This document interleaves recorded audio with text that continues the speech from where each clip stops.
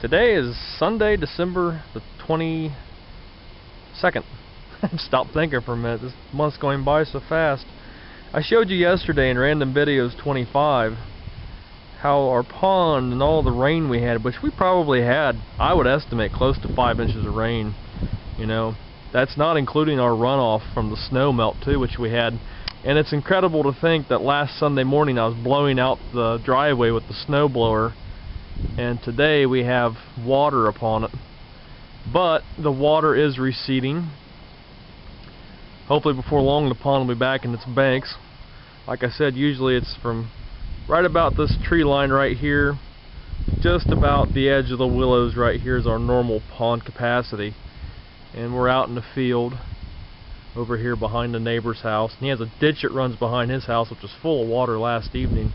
Then over here along this fence line there's another little runoff creek, and it was up last evening. And then over towards the house straight ahead of us, right to that white two-story, there was a lot of water standing around that last evening as well. But the clouds have broke. It's pretty nice out here now, really. It's about 9:15 in the morning, and we have a nice gusty wind today out of the southwest, and it's just about 52 degrees outside. But that's going to slack off here in the next day or two, especially tomorrow. It's supposed to drop off like a rock and be a high of 28 tomorrow. No white Christmas in our future.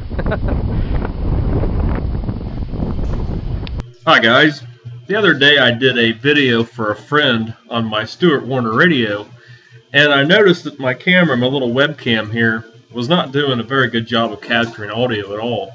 It sounded like there was a pot of boiling water in the background, if that makes any sense. Just a lot of bubbling and stuff like that. I don't know what it was capturing down in the shop. And it also had a real bad buzz or a hum to it. And I don't know if that comes from the CFL down there, my little light on top of my bench. But it had a lot of background noise it don't usually have. And the day that happened, this thing's cord, this right here, happened to gotten caught on something that jerked it off and it hit the ground. So I thought maybe something might have been internally damaged on this little camera. So we're going to make a little test video today and see how well it does. And I use Windows Movie Maker 7 here on Windows 7 to use my little webcam with. It has a webcam option to record from either the one that's built into this HP laptop, which is up here. It's an HD True Vision camera, or you can add an external camera like the one you're viewing the video with. So I'll stop this and play it back, and if it makes the cut, it'll be in the random video. For any of you that follow my videos, you know that we have two dachshunds, Sammy and Denny, and we've had them for about 6 and 7 years between both of them. I think Sammy will be 6 this year, and Benny will be 7. And for the whole time of their life, we've fed them this Iams adult dog food in the reddish pink color bag. And we've had this happen before, but it seems to be pretty prevalent this time around, that certain bags of the stuff the dogs will eat very finicky-ish, or they won't eat it at all. And this particular bag I put into their little kibble carrier down here last Sunday, and they won't touch the stuff, they just won't eat it. And this is a Proactive Health lamb meal and rice formula, and they just won't touch the stuff this time. Our youngest, Sammy, he just don't act like he feels very well after eating this stuff. So I don't know if there's something wrong with this bag. Maybe it was packaged with something else in the store when we bought it, like laundry detergent or something like that, that might have leached a smell onto it we can't smell, or a taste that we can't taste. But he got sick yesterday morning after eating his lunch, and he don't really want to eat anything. I made some chicken and rice for him. He did eat that here about 2 hours ago and has kept that down, so that's good, because if this Iams don't work out, and it's expensive, of course this is our cat's food.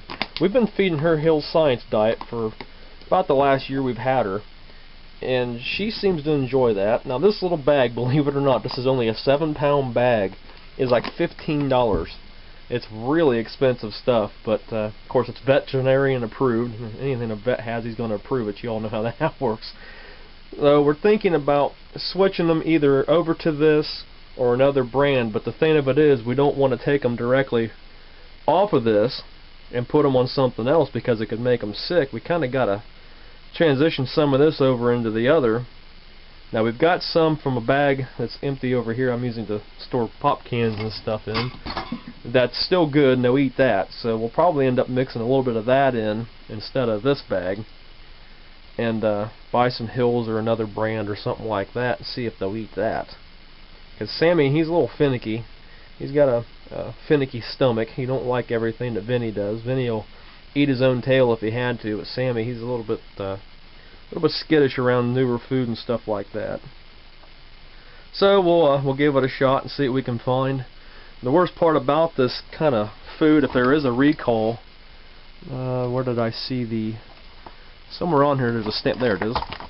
There's a stamp on this bag. It's that lettering right there you won't be able to read. February 27th of 2015, and it's got a bunch of other codes. If this pet food has been recalled, the worst thing about it is you could feed a whole bag of this to your pet before the recall has even been issued. And it could either kill your pet or make them very sick. So, what little we have of this is going to be saved, probably put back in this bag and tape back shut or something, just to see if there is a food recall issued on this, because they won't eat it. But something's up. They don't like it. So, just thought I'd share that with you. Heat shrink them right here. That way they're all protected. And so that way, when we go through the holes here in the chassis to feed back down to the other side, I'll have rubber around these wires instead of wires right on this grommet. That's I can't actually put a rubber grommet into that. It's just too small once you have all these wires, because there's 5 on one side and 5 on the other side. That's just going to be too tight to push all it back out. And I don't want them rubbing or vibrations and wiping that out after I restore them. Look at you, you slob. Wish I could spend my days laying out here in the sun. Pretty nice, huh? Yeah. Little diva. You've gotten big. Does this belong to you? Nice and warm here, isn't it? Yeah. Pretty nice. Well, Shadow's gotten big. She definitely runs the household, but she don't get along with at least one of our dogs. Sammy don't much care for her. He'll try to nip at her ears and her tail and all kinds of stuff. And she's lovey-dovey with everybody else. So she's got her own little domain back here in the porch. We got her blankie, and we got toys kind of scattered about everywhere. Got her. This is where she likes to sit and look out the window. And she's got another place over here she can sit and again look out the window. She's kind of steamed up this morning. And she got her little scratching pose. Of course, the toilet's in the corner back here. And she's got her a couple kennels she can sleep in over here, and a towel on the chair. Yeah, you got it better than most cats ever will. You know that. Oh. Say something for him. What do you say? You've lost your tongue finally, huh? I'm sure that many of you are familiar with the Antique Radio Forum, or ARF as it's called. I've been a member for just a little over a year now, and you can look me up on here as the same handle as I go by on YouTube, which is NBH45304. I don't have a whole lot of posts on here, but you're more welcome to friend me up and all that good stuff. But the other night I was on here doing some searching, and I come across a guy that had a for sale ad in the classified of a Mercury 1100C tube tester that he had for $90 at one point. He's dropped it because he couldn't sell it to $50 plus $12 shipping. And this guy's name's Darkeron, D-A-R-K-E-R-I-O-N. And I hope I pronounced his name right. And he's from Portland, Oregon. So I PM'd him back and forth and stuff. And here's the tester. It'll test everything beyond what my Superior 450B can test. Like this tester here won't test the 4-pin rectifiers and some of the earlier tubes, but this will test compactrons and things like that Admiral TV set that I'm working on or have started to work on. The tubes in it, I'd be able to test it on this particular tester. So I PM'd him and stuff, and we worked out a deal. And I PayPal'd him last night around 11 o'clock. That would have been Monday night, the 23rd of December, because today's Christmas Eve. And once payment was in, I never heard nothing back from the guy. PayPal shows that I paid him and that our deal was complete and the transaction's done.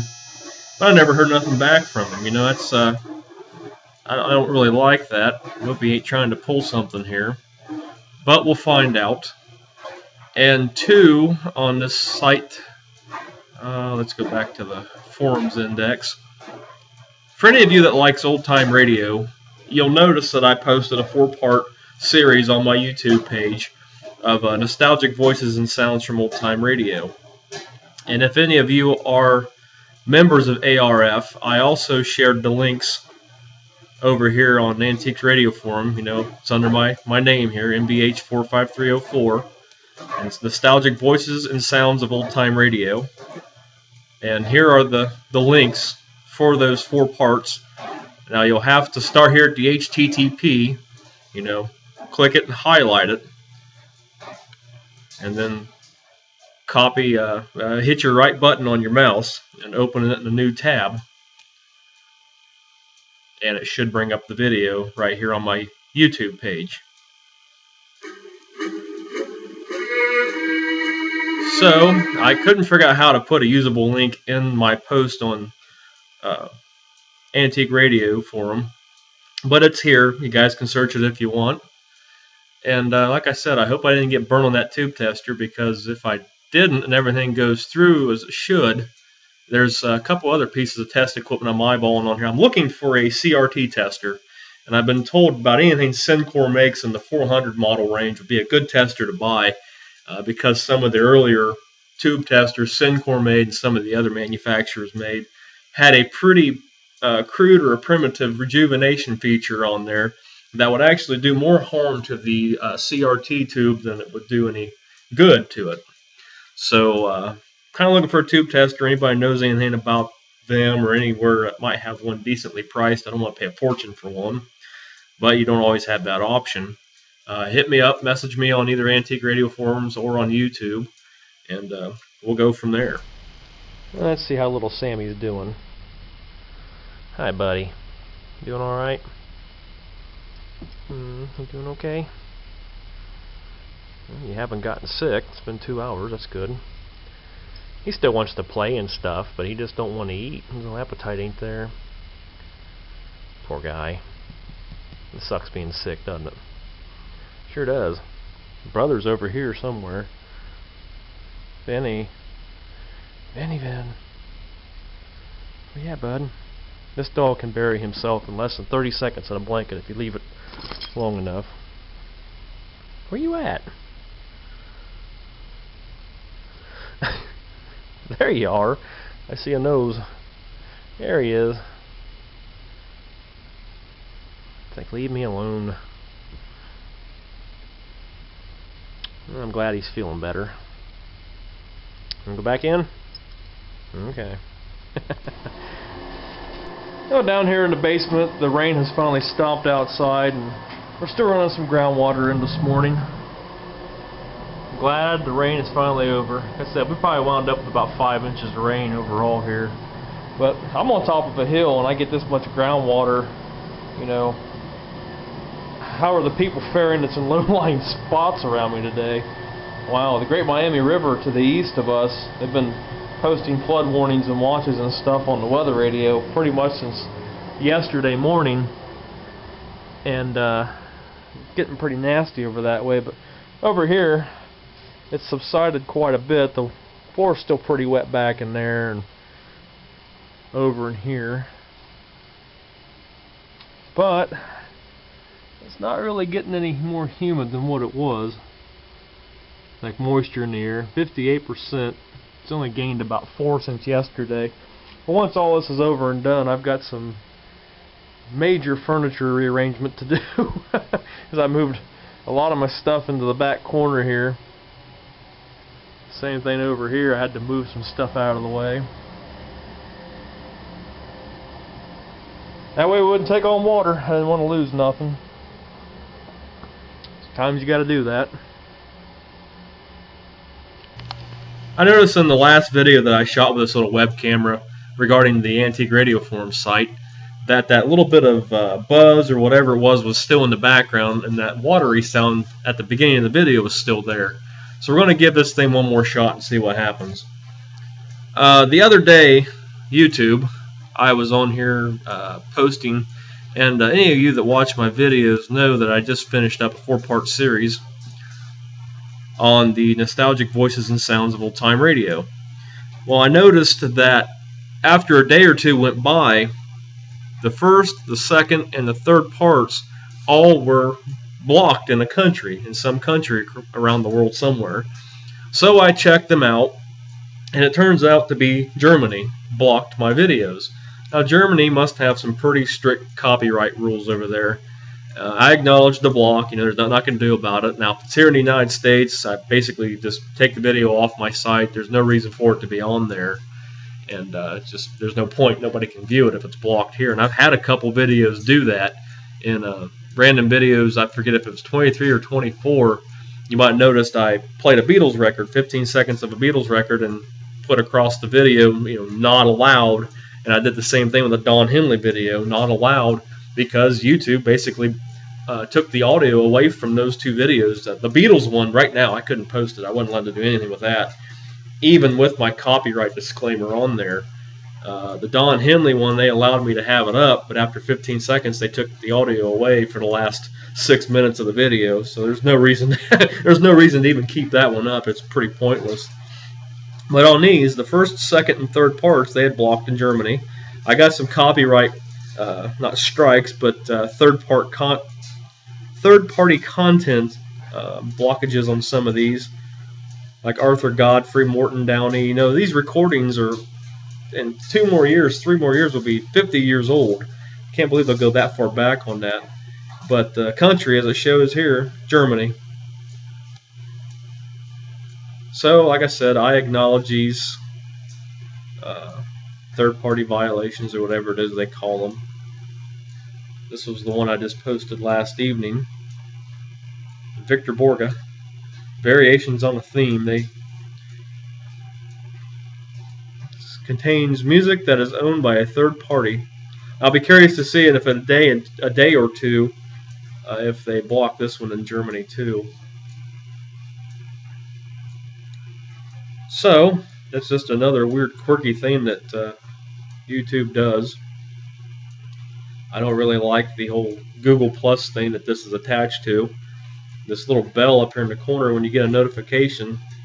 Sometimes if you don't read it right now and kind of ignore it for a day or two and come back and read it, the post that was up there, say like today, I come back tomorrow and read it, won't be there. So I don't know what's up with that. Even when you go back and click previously read right here, it still will bring it up sometimes. And I wanted to ask you guys too on here, I keep a rolling shuffle of different people's videos alongside mine that I think everybody might enjoy. Has anybody heard from AM station engineer for a while? Tim over in Pennsylvania, I haven't heard from him probably since, I'd say, early summer, late spring, somewhere around in there, and I hope the worst hasn't happened to our friend. Always enjoy talking with him and listening to anything he had to tell me. Very knowledgeable guy. He worked for Zenith for a number of years. Him and 75 Caprice Convertible, he was a friend up in Canada, and him and AM Station Engineer was actually 2 of my first subscribers on my channel here. And I'm pretty sure 1975 Caprice Convertible closed his channel. I can't find him anymore because of stricter regulations on some of the music that he enjoyed, which he liked Connie Francis. And I think that YouTube started to strengthen their stranglehold on some of these older artists and stuff. So I don't know if Tim or if Billy finally just said enough of it and closed his channel down or what. but I always enjoyed his channel. He always had a lot of neat stuff. Had a real nice Seabrook jukebox he'd play music on and stuff. So some of these people are switching formats from YouTube over to something else, and I have considered it myself. Nothing definite right now. You know, things are going pretty good until we hit the next major snafu. My biggest concern with some of these videos is how long it takes for uploads some weekends. I had one that was a minute 40-second video. It took it almost 50 minutes to upload. That's pretty ridiculous. It contained no audio or nothing for them to search or do any image searching or anything like that on. I had another one, a random video that was 21 minutes long. It started out at 3,000 minutes to download, and it worked its way down to like 500 and some minutes, and by morning it was done, so it obviously dropped. But some of the download and upload ratios, I should say the upload ratios, are pretty screwy on this thing. But yesterday, the last two parts of this nostalgic record that I posted, between 17 and 24 minutes, they were up less than an hour. So I don't know if a lot of that's due to how loaded this site is at times or what it is. But things are good for now, guys. I'm not going anywhere, and we'll leave it at that.